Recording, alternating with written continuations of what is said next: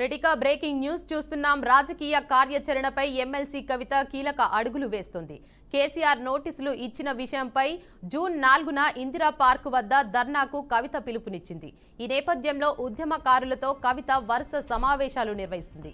KCR నోటీసులపై BRS స్పందించలేదని కవిత ఆగ్రహం వ్యక్తం చేసింది. సాయంత్రం జాగృతి ఆఫీసును ప్రారంభించనున్నట్లు కవిత ప్రకటించింది. ఈ మేరకు కవిత ఇవాళ సాయంత్రం కవిత మీడియా సమావేశం నిర్వహించనున్నట్లు సమాచారం.